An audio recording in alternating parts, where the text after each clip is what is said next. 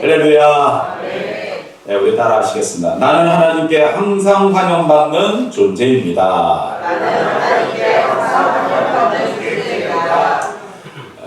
오늘도 하나님께서 여러분들을 부르셨습니다.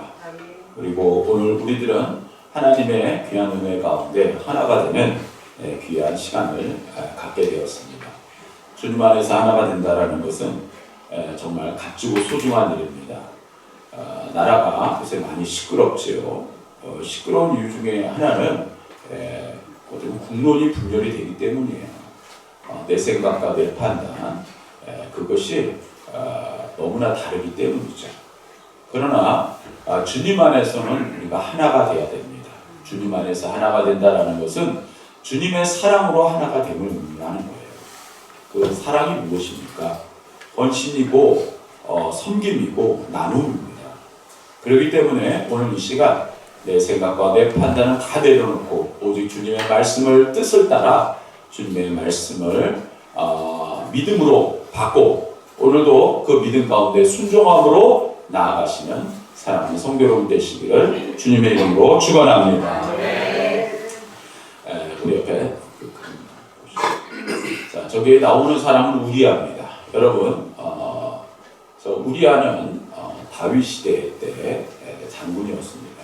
어떻게 보면 다윗의 오른팔격이었던 정말 용맹스러웠던 장수였어요. 그런데 우리아를 어느 날 다윗이 부릅니다. 야 우리아야, 너 저기 최전방으로 좀 나가야 되겠다. 네가 아무래도 전쟁에서 너가 성공했지 않으면 안 되겠다. 그러면서 저 우리아를 가장 최전방으로 내보냈죠. 그리고 다윗의 그런 잘못된 그러한 생각이 결국은 저 우리아를 죽음으로 내몰게 됩니다. 근데 왜 저 우리아를 최전방에 최전선에 투입을 했을까요? 바로 저 우리아의 아내 때문이죠. 우리아의 아내는 그 유명한 밧세바라는 여인은 이 다윗이 보고 결국 자기 그 부인으로 삼기 위해서 전 남편 저 우리아를 죽음으로 내몰았다는 거예요. 저 과정 속에서 다윗은 여러분 잘 알다시피 다윗은 하나님이 정말 마음에 들어왔던 사람이었어요. 그런데 옥에 티를 남기는 것이 바로 저 순간이었습니다. 왜 저런 일이 생겼을까요? 다윗은 분명히 기도하는 사람이었고 하나님의 마음에 합한 사람이었어요. 근데 왜 저런 일이 생겼을까요? 하나님께서 그를 부르셨을 때는 바로 이스라엘이라는 나라를 하나님께 세우시고 하나님의 귀한 뜻을 이루게 하시는 귀한 하나님의 사람으로 세우셨어요. 그리고 다윗도 그것을 알았고 그렇게 살았습니다. 근데 어느 날 하나님께서 맡겨주신 사명을 잊고 그리고 내 욕심과 내 판단이 나서는 그 순간 저런 잘못된 어처구니없는 일을 저지르고 말았다는 거예요. 자, 옆에 또 하나님. 자, 저기 가운데 있는 사람은 바로 삼손입니다. 여러분 잘 아시는 그 유명한 삼손이죠. 저게 삼손의 마지막 순간이죠. 삼손이 하나님께서 부르신 나시빈이라는 그런 특별한 사명을 가진 존재였습니다.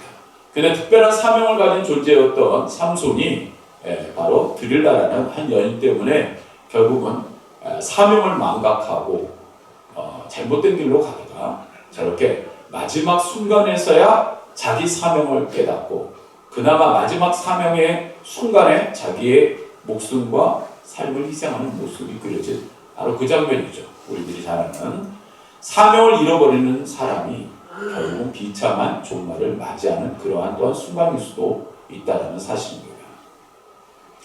여러분, 그리고 또 하나만 더 보여주세요. 자, 저 그림은 바로 룻과 그리고 두 딸과 저기 뒤에 흰색으로 지금 칠해져 있는 바로 저 사람은 바로 룻의 처죠. 바로 소금 기둥이 된 룻의 처를 묘사한 그림입니다. 자, 룻은 아브라함과 함께 하나님께서 주신 약속의 땅 가나안으로 가라는 그러한 명을 받은 그러한 사람이었어요. 그렇지만 결국은 그 약속의 땅 가나안에 들어가서 결국 자기의 욕심과 자기의 판단을 가지고 소돔이라는 땅으로 갔다가 결국은 자기의 삶의 터전도 잃고 그리고 아내까지 잃고 그리고 나중에 불미스러운 삶의 마감을 하게 되는 그런 치욕스러운 삶을 살게 되게 되었죠. 자기의 집도 잃고 자기의 삶도 잃고 그리고 나중에는 산에 들어가서 결국 인생을 좀 처참하게, 그냥 뭐 여러분 아시다시피 저 딸들과 결국 불미스러운 사건으로 결국은 어떻게 보면 종말이 끝이 좋지 못한 그러한 일을 맡게 되었다는 것, 우리들이 또 잘 아는 그러한 내용입니다. 여러분, 왜 저런 일들이 벌어질까요? 왜 삶을 살아가면서 왜 저런 일들이 벌어질까요? 여러분, 연말이 되면 사람들이 많이 하는 일들 중에 하나가 바로 내년 그런 계획을 세우고, 그리고 내년 계획을 세우기 위해서 달력을 또한 새로 구입을 한다거나, 또한 여러분 다이어리, 플래너 이런 거를 갖다가 구입하시는 분들이 많습니다. 왜 그럴까요? 그것을 구입하고 달력을 또 이렇게 받고 걸어놓고 함에 있어서 뭘 세우는 거예요? 내년에는 이렇게 하겠다. 내년에는 이렇게 살겠다. 뭔가 삶의 방향을 잡고자 하는 그런 계획성 있는 삶을 살고자 하기 때문에 그러한 일을 행하는 것이거든요. 그래서 이맘때가 가장 다이어리와 달력이 가장 많이 이렇게 나가고 또 판매되는 그러한 시간이라고 합니다. 내년은 준비하는 것, 그 준비하는 것은 뭐야? 그 목표를 설정이 함에 있어서 그러한 것이 필요하기 때문이에요.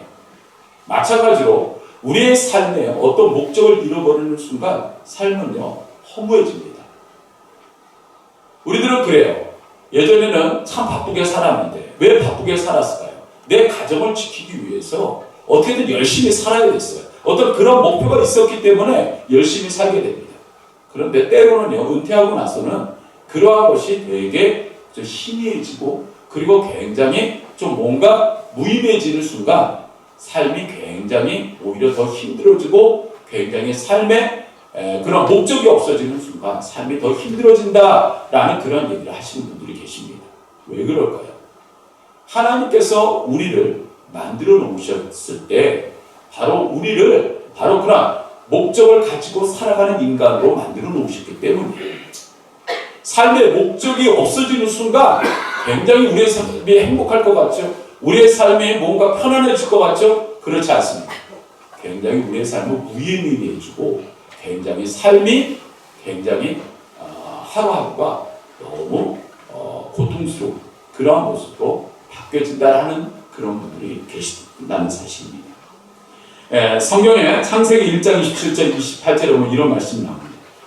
하나님께서 천지를 창조하시고 이렇게 말씀하셨어요. 생육하고 번성하여 땅에 충만하라. 땅을 정복하라. 바다의 물고기와 하늘의 새와 땅에 움직이는 모든 생물을 다스리라. 누구에게 하신 말씀이에요? 바로 저와 여러분들에게 하신 말씀이에요. 하나님께서 저와 여러분들에게 맡기신 따라하시다 사명입니다. 오늘 우리들은요 바로 그런 사명적인 삶을 살아가는 존재로 하나님께서 창조해 주셨다는 사실이에요.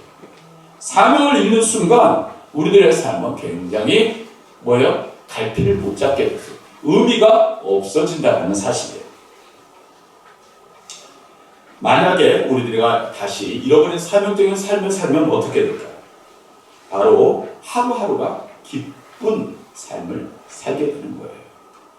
내가 열심을 다하여 최선을 다하여 여러분 이제 우리가 직장을 다니시면 여러분 그 하루하루의 삶에서 열심히 사는 이유 뭐예요? 가정에 아이들과 아내 때로는 내 남편 또는 부모님 어떤 가정을 지키기 위해서 아침에 그 피곤한 몸을 이끌고 나갑니다. 왜 나갈까요? 이 가정을 어떻게든 잘 꾸려나가고 내 아이들이 내 아내가 우리 부모님이 정말 건강하고 행복하게 살기 위해서 하루하루를 최선을 다해서 살아가는 목적이 있기 때문이에요. 그러면 우리의 몸이 지치고 우리의 생각이 굉장히 어렵고 힘들어도 그들을 몸으로 인해서 기뻐할 하고 행복하게 되었다는 것이죠. 두 번째로 바로 하나님과 동행하는 그러한 복을 받는 그러한 존재라는 사실이에요. 마태복음 28장 18절에 예수께서 나와 말씀하여 이르시되 하늘의 땅에 모든 권세를 내게 주셨으니 그러므로 너희는 가서 모든 민족을 제자로 삼아 아버지 아들과 성령의 이름으로 세례를 베풀고 내가 너에게 분부한 모든 것을 가르쳐 지키게 하라. 볼지어다 내가 세상 끝날까지 너희와 항상 함께 있으리라. 할렐루야. 자, 세상 끝날까지 내가 너희와 항상 함께하는 복을 너희들에게 내려주겠다라는 말씀이에요. 세 번째로 하나님께서 책임져 주신다는 사실이에요. 먼저 그 나라와 그의 의를 구하라. 그리하면 이 모든 것을 너희에게 더하시리라. 하나님께서 저와 여러분들에게 바로 너의 모든 것이 너의 책임이 아니야. 이제는 너의 모든 것을 내가 하나님께서 책임져 줄게 라고 약속해 주신다는 거예요. 이런 사명적인 삶을 우리가 다시 회복할 때 하나님께서 우리에게 이 세 가지 큰 복을 우리에게 주신다는 사실입니다. 하나님께서 아브라함에게 이렇게 말씀하셨습니다. 너는 너의 고향과 친척과 아버지의 집을 떠나 내가 네게 보여줄 땅으로 가라. 내가 너로 큰 민족을 이루고 네게 복을 주어 내 이름을 창대케 하리니 너는 복의 근원이 될지라. 할렐루야. 즉 하나님께서 우리에게 너는 가라. 내가 명령하신 곳으로 가라. 즉 이제 너가 그냥 하루하루의 그냥 의미 없는 삶이 아니라 내가 너에게 준 그 사명의 길을 가라 라고 말씀하실 때 너는 복의 근원이 되는 축복을 너에게 약속해 주마 라고 말씀하셨다는 사실. 오늘 우리들은요 삶에 하루하루가 무미건조하게 의미 없는 그런 삶에 익숙해질 것이 아니라 우리가 다시 사명을 회복하고 하나님의 귀한 뜻을 이어나가는 주님의 귀한 자녀들이 다 되시기를 주님의 이름으로 축원합니다. 자, 그러면 어떻게 하면 사명을 회복할 수 있을까요? 우리 본문 말씀 1절, 2절 말씀을 우리 다시 읽도록 하겠습니다. 읽겠습니다. 데오빌로여, 내가 먼저 쓴 글에는 무릇 예수께서 행하시며 가르치시기를 시작하신부터 그가 택하신 사도들에게 성령으로 명하시고 승천하신 날까지 이를 기록하였노라. 그래서 이 데오빌라라는 사람은 분봉왕이라는 이야기도 있고 총독이라는 이야기도 있습니다. 그런데 여기서 보면은 내가 먼저 쓴 글이라는 말이 나옵니다. 이 내가 먼저 쓴 글이 무엇일까요? 오늘 이 사도행전을 기록한 사람이 누굽니까? 바로 예수님의 제자 누가입니다. 그러면 이 누가가 전에 기록했던 말씀이 있는 거예요. 무엇이에요? 누가복음. 지금 사도행전은 엄격하게 얘기하면요 누가복음의 후편입니다. 누가복음이 전편이고 이 사도행전은 누가복음이라 사도행전은 누가복음의 후편에 해당되는 겁니다. 자, 누가복음은 예수님의 생애를 기록했으면 그리고 이 사도행전은 바로 사도들이 성령을 받고 예수님께서 맡겨주신 그 사명을 감당하는 말씀이 바로 사도행전입니다. 우리가 이 사도행전을 영어로 뭐라고 되냐면요 액트라고 되어 있어요. 액트의 뜻이 무슨 뜻이냐면 행하다, 움직이다 라는 뜻입니다. 여러분들이 잘 아는 액션 영화 할 때 바로 그 액트, 액션에서 나온 겁니다. 그러니까 액트가 바로 액트에서 액션이 나온 거죠. 바로 하나님의 말씀에 바로 그런 귀한 뜻을 가지고 그리고 그들은 사명을 받고 하나님 앞에 사명적인 존재가 되었다는 것을 우리가 이 말씀을 통해서 알 수가 있는 거예요. 저 예수님께서 하신 게 있어요. 그것이 무엇이냐? 행하시며 가르치시기를 시작하심으로부터 예수님께서 가르치셨어요. 그리고 행하셨어요. 그 다음부터 그들이 예수님이 행하신 것을 깨닫고 배우고 그리고 그것을 따라 하기 시작했다라는 것이에요. 즉 말씀에 순종하여 그 말씀대로 행하는 자들이 되었다라는 것이죠. 자, 우리의 사진을 보여주세요. 자, 저기 보면 바로 예수님께서 제자들을 부르시는 장면이에요. 자, 베드로와 요한을 예수님께서 부르시는 장면이죠. 예수님께서 저들을 부르실 때 저쪽에 가서 그물을 내려라. 그랬더니 저들이 그물을 내리고 몰아요. 그리고 거기에 대한 정말 큰 복을 받게 됐죠. 예. 물고기들을 정말 많이 이제 걸어 올리게 됐죠. 그럴 때 저 베드로는 예수님 앞에 무릎을 꿇고 죄인으로서입니다. 제가 죄인입니다. 라고 고백합니다. 예수님께서 저들을 제자로 삼아 주셨어요. 그 말씀에 순종하며 나아갔더니 뭐예요? 저들을 예수님의 제자로 부르셨다는 사실이에요. 오늘 우리도 마찬가지입니다. 말씀에 순종하며 말씀에 따라 나아가는 삶을 하나님께서 귀하고 소중하게 여기신다는 사실이에요. 그리고 또 한 점, 자, 저기 보면 가운데 계신 분은 예수님이고 옆에 있는 두 사람은 예수님의 제자들입니다. 예수님께서 십자가에 못 박히시고 많은 사람들이 실망했어요. 그리고 많은 사람들이 낙향하는 그러한 모습들이 보여지게 됐어요. 저 둘은 바로 그 중에 두 사람이에요. 그런데 저들이 엠마오로 가는 도상에서 한 사람을 만나게 됐어요. 그런데 저들은 예수님인지 몰랐어요. 그런데 저들이 엠마오로 가는 도중에 계속해서 저 가운데 있는 예수님인지 몰랐죠. 그때 저 말을 듣는 순간 그들은 이렇게 고백합니다. 야, 우리들의 마음이 뜨거워지지 아니하더냐?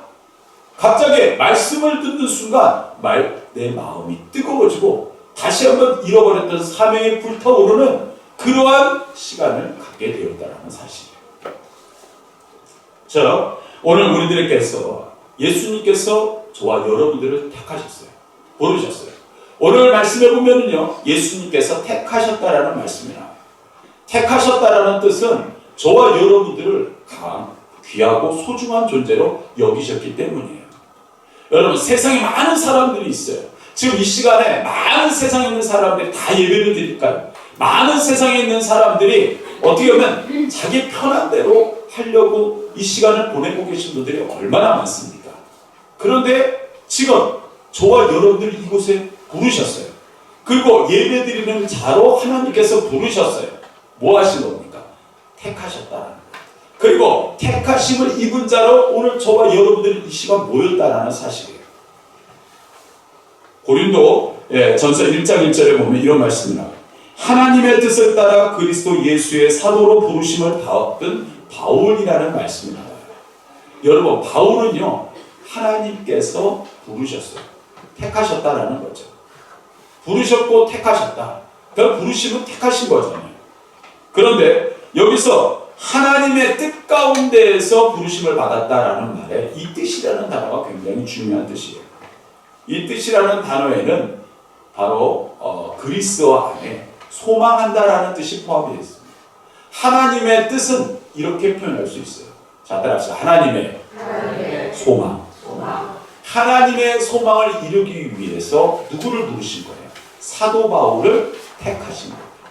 마찬가지로 저와 여러분들을 택하셨다는 것은 하나님의 소망 가운데 저와 여러분들을 부르신 줄 믿습니다. 하나님께서 저와 여러분들을 너무 귀하게 여러분들을 택하시고 부르셨다는 사실. 오늘도 하나님께서 저와 여러분들을 부르시는 순간을 정말 우리들은 값지고 소중한, 인생의 가장 값지고 소중한 시간으로 기억해야 된다는 사실입니다. 저도 마찬가지죠. 저도 처음부터 목회하려고 태어난 사람 아닙니다. 목회자가 어렸을 때 되고 싶은 마음도 없었던 사람이에요.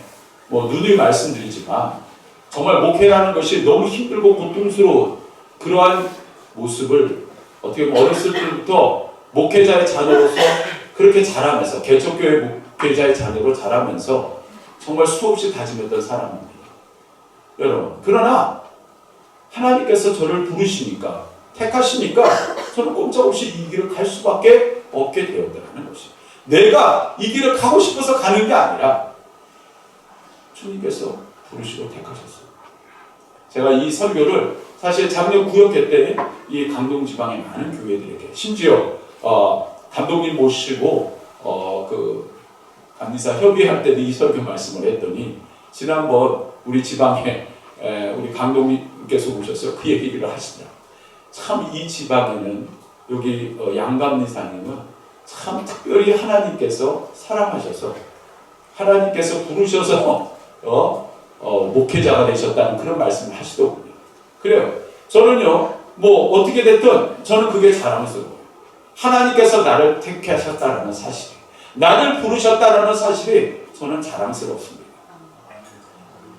아무 의미 없이 어떻게 보면 하루하루를 나의 만족을 위하여 나의 그냥 삶에 잘 먹고 잘 사는 거에 목적을 두고 살아가는 일반적인 삶을 아마 하나님께서 나를 부르시지 않았으면 전 그렇게 살았을 것 같아요.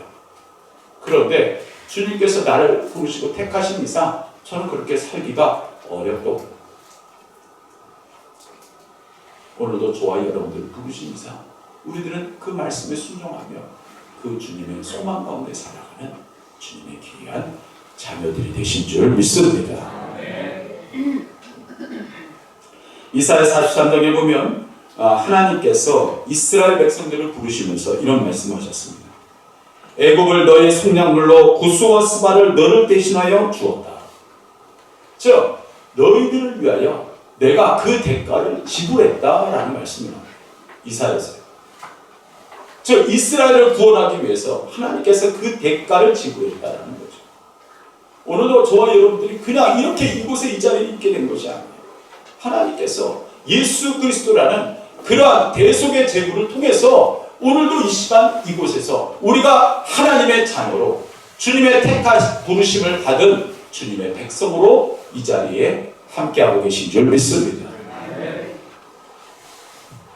우리 3절 말씀을 읽도록 하겠습니다. 우리 본문 말씀 3절입니다. 그가 고난 받으신 후에 또한 그들에게 확실한 많은 증거로 친히 살아계심을 나타내사 40일 동안 그들에게 보이시며 하나님 나라의 길을 말씀하십니다. 이 말씀에 보면 그가 고난 받으신 후에라는 말씀입니다. 그가 고난 받으신 후에 예수님께서 받으신 그 고난, 그 고통, 우리들은 예수님 자신이 죄인이라서 예수님 자신이 뭔가 부족해서 고난을 받으셨나요? 그렇지 않잖아요. 저와 여러분들을 위하여 고난을 받으셨다는 사실이에요. 마가복음 10장 45절에 보면 이런 말씀이 나와요. 인자의 온 곳은 섬김을 받으려 함이 아니라 도리어 섬기려고 자기 목숨을 많은 사람의 대속물로 주려 함이니라. 예수님께서 이 땅에 오신 것은 섬김을 받으려고 온 것이 아니라 섬기려고 이 땅에 오셨다라는 말씀. 오늘 우리들은요, 바로 예수님께서 우리를 섬기셨어요. 그리고 섬김을 받은 존재들입니다. 그러니 우리들은 얼마나 값지고 소중한 존재냔 말이에요. 이 세상을 창조하시고 삼라만성을 운행하시는 그분이 여러분들을 섬기시려고 이 땅에 오셨다. 정말 놀라운 사실 아닐 수가 없다. 그러니 저와 여러분들은 얼마나 값지고 소중한 존재냔 말이에요. 그런데요, 그분이 고난으로 인생이 죽음으로 끝나셨냔 말이에요. 아니었다라는 거예요. 바로 예수님께서 부활하셨다는 사실. 부활이 없는 기독교, 그것은 죽은 종교입니다. 부활이 없는 예수님은 아닙니다. 예수님께서 부활하셨기에 우리들은 소망 가운데 살아갈 수 있는 삶을 얻게 되었다는 사실이에요. 죽음을 이기시고 다시 살아나신 주님, 그분이 우리들에게 가르쳐 주신 게 있어요. 자, 우리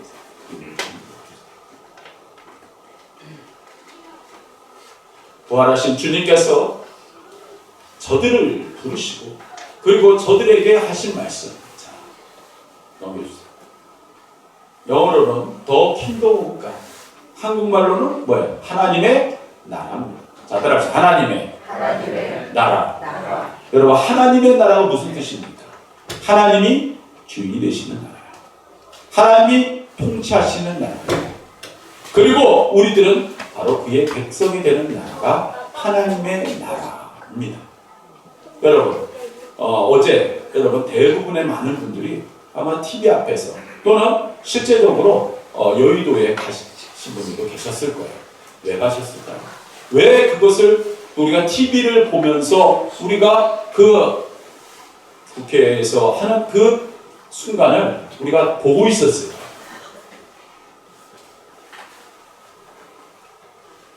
그 앞에 그 연설을 하시는 분이 사실 그 연설 그때 이제 그 탄핵 소추할 때 사실 수요예배 시간에 제가 사실 그 말씀을 먼저 드렸던 내용을 보니까 민주당에서 발의하시는 분이 그 얘기를 똑같이 제가 했던 얘기를 똑같이 하시더군요.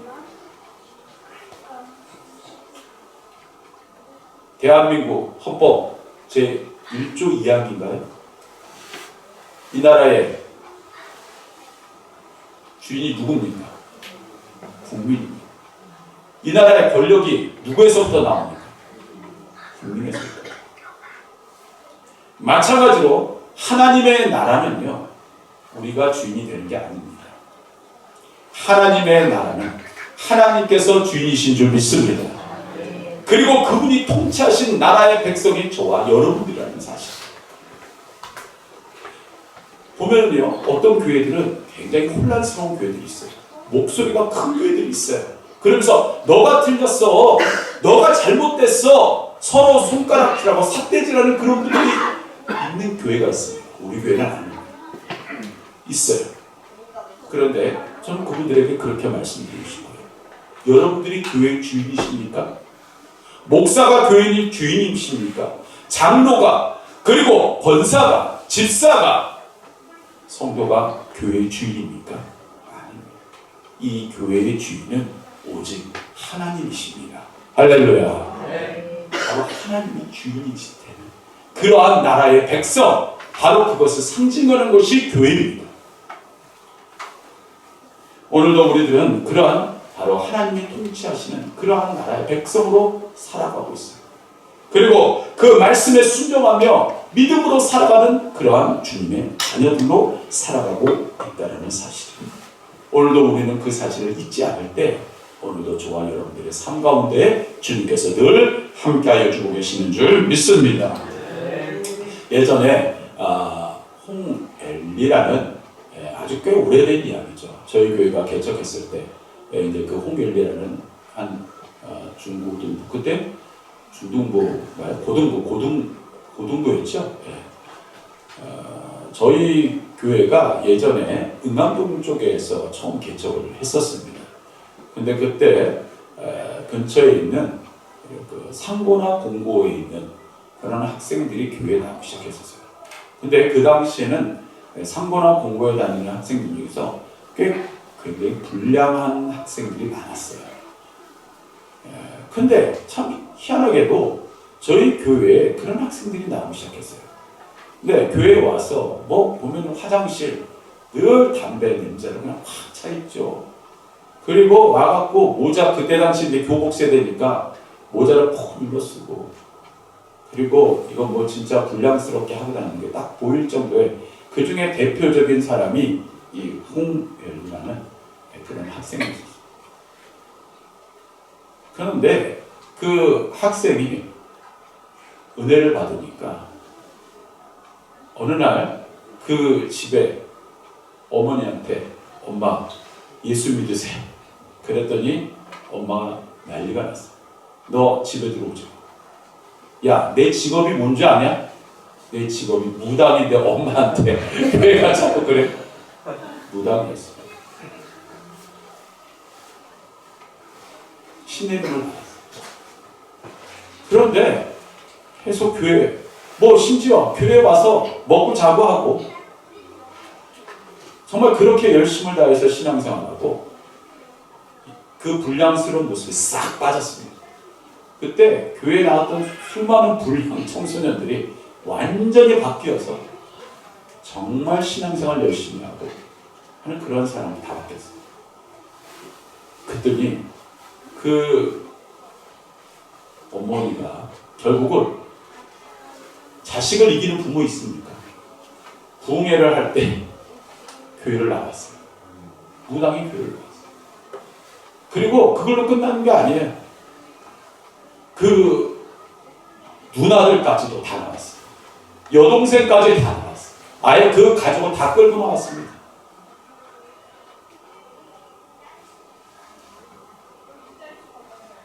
그분이 그리고 나서 집에 있는 모든 신내림에 받았던 것들, 그리고 있었던 것들 다 해서 다 갖다 뜯어버렸어요.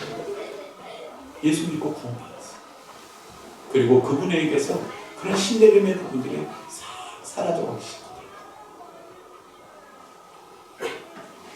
주님이 주인이 되시는 나라의 백성으로 살아갈 때 우리의 삶 가운데는 하나님의 놀라운 은혜가 함께 그 얼굴에 평안이 차지하고 기쁨이 다시 샘솟고 소망이 생기는 삶으로 살아가게 되는 줄 믿습니다.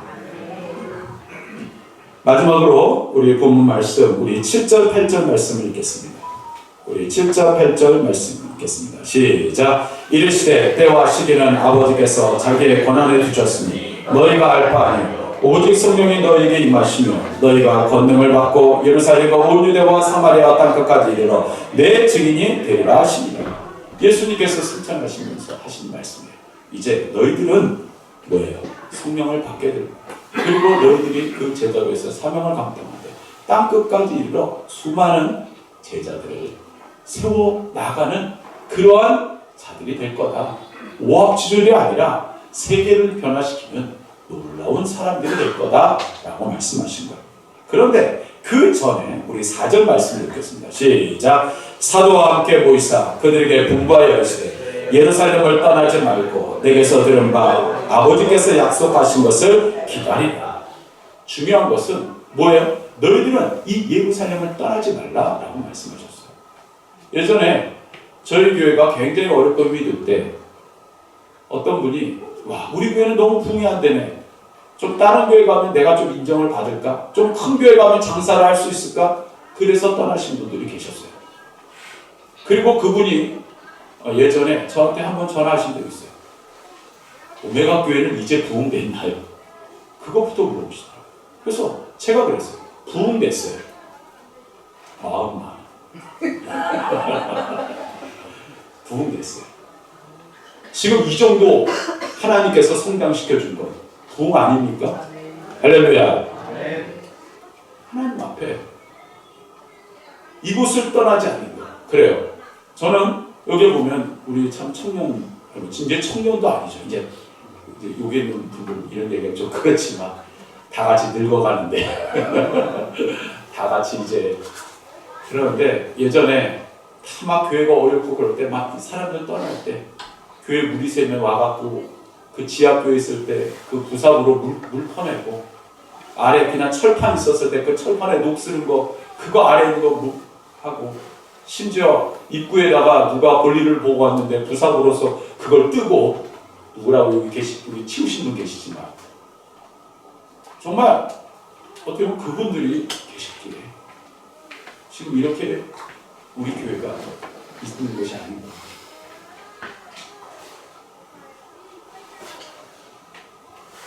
떠나지 않고 그 자리를 지키며 하나님 앞에 정말 그 날과 그때를 기다리며 그리고 나아갈 때 하나님께서 정말 큰 은혜로 주님의 몸된 교회를 지금까지 인도해 주신 것이 아닌가. 그들은 그러나 6절에 보면 제자들은 뚱딴지같이 이렇게 이야기합니다. 주께서 이스라엘 나라를 회복하신 이때이니까 이제 정치적인 입장으로 우리 나라가, 그러니까 우리 나라는 거 이스라엘이죠. 이스라엘 로마에 이제 독립하고 전 세계를 지배할 날이 이 날입니까? 라고 물어봅니다. 그러나 예수님께서 말씀하신 그 깊은 의도를 여기 있는 제자들은 온전히 깨닫지 못했기 때문이라는 것이죠. 그러면서 예수님께서 하신 말씀이 있어요. 따라서 성령 충만을 받아라. 예전에 저희 교회에서 이런 문학의 밤이라는 건 예전에는 뭐 저희 교회뿐만 아니죠. 교회들마다 그런 거 참 많이 했어요. 청소년들이 나와서 하는 그런 시간들이 있었죠. 거기에 제가 아직도 기억이 나는데 중고등부 학생들이 나와서 하는 꽁트가 이런 게 있었어요. 그게 뭐냐면 성령 충만, 말씀 충만, 우리 오메가 교회 이거를 율동으로 해갖고 이렇게 하는 그런 게 있었어요. 제가 해서 안 웃기지만 하여튼 그 중고등부 학생들이 했을 때는 정말 좀 약간 유머스럽게 했었어요. 근데 아마 그 학생들도 왜 성령 충만, 말씀 충만이었을까라는 것을 잘 알지 못했던 것 같아요. 여러분, 왜 성령 충만, 말씀 충만이 필요할까요? 성령 충만하지 않으면 교회는 무너집니다. 말씀 충만하지 않으면 교회는 무너지게 돼 있더라고요. 성령 충만은 교회의 에너지입니다. 교회의 연료입니다. 성령 충만해야 교회가 능력을 갖고 나갈 수 있습니다. 할렐루야. 성도들도 마찬가지입니다. 성령 충만해야 하나님의 귀한 사명을 감당할 수 있게 되는 거예요. 내 머리로 내 생각으로 한다고 해서요, 그게 쉽지 않죠. 내 의지로 할 수 있는 것은 결코 한계가 있습니다. 그러나 성령 충만하면 그것을 할 수 있는 힘이 생겨요. 왜요? 에너지가 내 안에 채워지기 때문입니다. 오늘도 저와 여러분들은 그러한 성령 충만한 하나님의 귀한 자녀들이 되시기를 주님의 이름으로 축원합니다. 우리 다 같이 성경 말씀 한번 찾아보겠습니다. 고린도전서 12장 3절. 페이지 277페이지.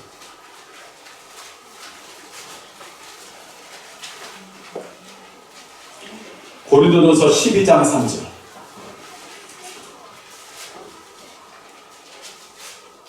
(277페이지에) 자, 우리 12장 3절 말씀 우리 찾으신 분들 읽겠습니다. 시작. 그러므로 내가 너에게 알리노니 하나님의 영으로 말하는 자는 누구든지 예수를 저주할 자는 하지 아니하고 또 성령으로 아니하고는 누구든지 예수를 주시라 할 수 없느니라.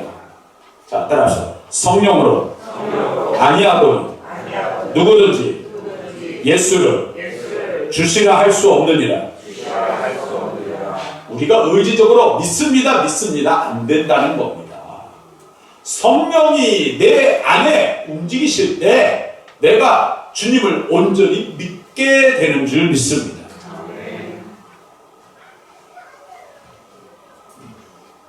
예수님께서 부활하시고 제자들에게 이렇게 말씀하셨어요. 너에게 평강이 있을지어다. 아버지께서 나를 보내신 것 같이 나도 너희를 보내노라 하면서 평강이 있으라 하고 하신 말씀이 이후에 성령 충만, 성령 충만함을 받는 것, 성령을 받으라. 결국 성령이 우리에게 굉장히 중요하다는 것을 말씀해주고 계시다는 사실입니다. 성령이 충만함, 그 성령의 충만함은 우리 인생의 삶을 바꿔놓는 하나님의 선물입니다. 할렐루야. 여러분, 리빙스턴이라는 아프리카의 위대한 아프리카를 발견하고 위대한 그런 탐험가로 알려진 선교사 리빙스턴의 선교사가 있었죠. 그 리빙스턴 옆에는 당시 늘 리빙스턴을 취재하던 헨리 스탠드라는 그러한 사람이 쫓아다녔어요. 이 사람이 귀족이었는데 나중에 그가 이렇게 고백했어요. 이 리빙스턴을 이렇게 보고 비록 그가 예수님에 대해 말하지 않았지만 내가 그와 더 오래 있다면 나도 모르게 그리스도인이 된 것 같습니다. 자, 리빙스턴과 함께하고 다니다 보니까 나도 모르게 그리스도인이 되어버렸다는 거예요. 자, 인위적으로 억지로가 아니라 뭐예요? 성령과 충만함을 받은 사람과 함께 했더니 자연스럽게 나도 그리스도인이 되어버렸다는 거예요.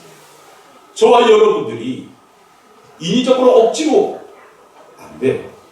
내가 성령을 받고 그 충만한 가운데 나갈 때 여러분들의 모습 속에서 예수님을 찾고 예수님과 동행하는 사람들을 부러워하고 함께하고 싶은 마음, 오늘도 저와 여러분들에게 주신 하나님의 선물인 줄 믿습니다.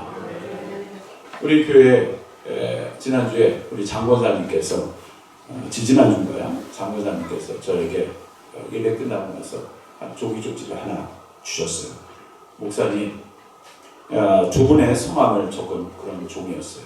그래서 이 두 분을 제가 오랫동안 전도 대상자를 놓고 기도하고 있습니다. 목사님 기도해 주세요 하고 저에게 주셨어요. 제가 그날로부터 하루도 빠짐없이 이 두 분을 놓고 기도하고 있습니다. 하나님께서 주신 그러한 성령의 마음, 그 마음은 이렇게 하나님의 귀한 뜻을, 하나님의 귀하 주신 그러한 삶을 가지고 소중하게 여기고 살아가고 있더라는 것이에요. 한 말씀만 더 드리겠습니다. 여러분 혹시 김수미 씨라고 아십니까? 얼마 전에 돌아가셨죠. 이 김수미 씨가 예수님을 믿은 지가 그렇게 얼마 되진 않았어요. 그런데 예수님을 믿고 그의 삶이 완전히 바뀌었죠.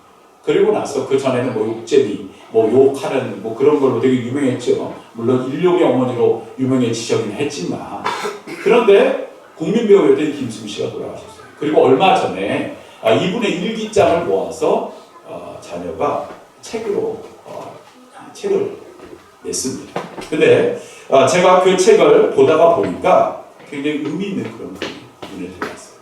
그분이 예수님을 믿고 나서부터 그 일기에는 꼭 빠지지 않은 단어가 있습니다. 그게 뭐냐면 주님이에요. 주님. 그 중에 한 편만 읽어드리겠습니다.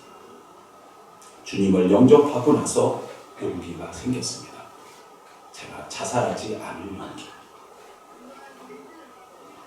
그리고 청소년들에게 제가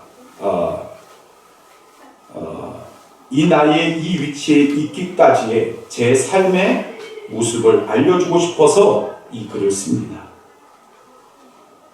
주님, 그 당시에 이 글을 썼을 때가 아마 뭐 언론에서 무슨 뭐 뒷돈을 받았다 뭐 이런 이야기가 있었던 것 같아요. 그것 때문에 굉장히 좀 힘들으셨다라는 것을 예전에 인터뷰에서 본 적이 있었거든요. 난 아마 그때 쓴 글인 것 같아요. 주님, 모든 언론에 지탄을 받더라도 받을 겁니다. 그 글을 쓸 때 자기가 자살하고 싶을 정도로 고통스럽다고 합니다. 그러면서 그 아래다 이렇게 쓰셨어요. 제가 이렇게 이겨나갈 수 있었던 것은 주님이 계시잖아요. 제가 사실은 사실대로 까발리고 싶은데 아래다 그렇게 썼어요. 제가 사실대로 다 말하고 싶은데 자기가 억울하다는 거죠. 그런데 주님이 계시기에 내가 참을 수 있고 주님이 계시기에 제가 이렇게 살 수 있습니다. 주님을 만나고 나서 그의 삶이 180도로 바뀌었다는 것을 알 수가 있는 거예요. 오늘도 저와 여러분들 주님을 만나셨습니까? 그분과 동행하십니까? 우리의 삶은 소망으로 살아가는 인생으로 바뀌신 줄 믿습니다. 우리 이제 잃어버렸던 사명을 회복합시다. 하나님께서 맡겨주신 그러한 사명을 감당하는 교회로 더욱더 세워지기를 소망합니다. 여러분들의 삶의 모든 것이 하나님의 귀하신 능력과 하나님의 귀하신 사랑의 손길이 여러분들의 모든 것을 인도하여 주실 줄 믿습니다.